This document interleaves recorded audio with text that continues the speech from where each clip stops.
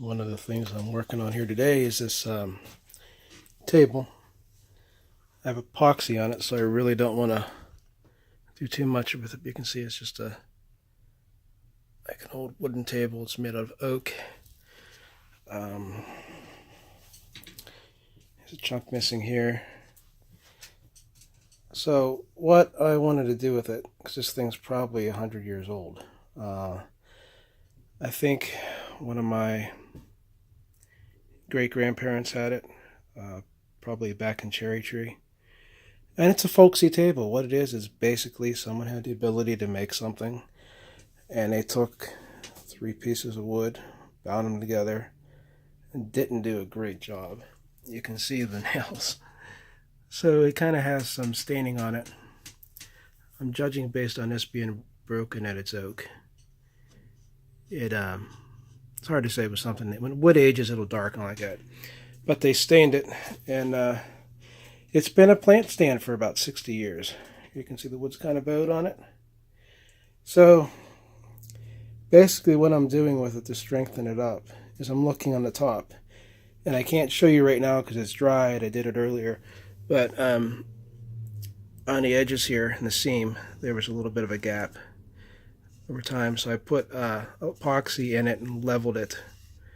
And I could even take, if I wanted to, take a piece of like plastic, put against this, mix sawdust with epoxy. It probably wouldn't match unless I could get walnut sawdust and level that. This might actually be a couple different types of wood. Looking at this, it's tough to tell. It's stained to a mahogany, so I'm thinking they just had scrap wood and they used what they had. This is definitely oak. How I can tell this is oak is that it's bowed. Oak does not like moisture. So I did the top, and right now I flipped it over, and these legs, they're not loose. Actually, they're very sturdy, surprisingly for the little holding them on. I put a little bit of epoxy down in these little sections here, as you can see, where it's, you need just something to hold it in. The glue over time has turned into nothing. I'm actually amazed this thing works. Okay, so what I'd like to do with it is, once this dries, once I get it back to where it's solid, I might put some epoxy underneath here. You can see on these little grooves there might be some gapping. Let's see. No, see, it doesn't look too bad. But I could take a varnish, which is probably what this is. It doesn't look like polyurethane. How I can tell it's not polyurethane is that every time varnish will dry and you can feel the grain on it. It doesn't sit on top like polyurethane. This might have never even had a finish on it on the top. So what I can do, very lightly take a thin coat of spar varnish, like you're using a spar of a ship that's waterproof. Or I could use something like a tung oil, like a oil varnish, which probably wouldn't be good because of the fact that it's a dry wood. It would soak in, it might make it expand. So I'm going to go with a spar varnish probably. And just do a light coat. You know, it's not self-leveling, so just do a light coat, put it on just to where it kind of soaks in a little bit and dries and waterproofs it, like on the top here, where I would really be able to use it the most. You can see here in these places where I leveled it, in these gaps, the epoxy. So I want to kind of like probably clean this up a little bit. It's very waterproof as it is, but probably a thin coat of it just to fix what's missing, not to hurt the patina on it, definitely.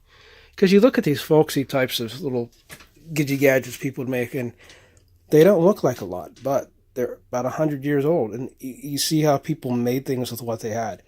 So it does have a folk art feel to it, that you can see that with the staining they were going for mahogany finish, which is telling me probably anywhere from 1900 to early 1920s, when they couldn't get really good woods, but they still wanted to get that look to it, of a nice antique look. This darker finish of mahogany tells me one thing.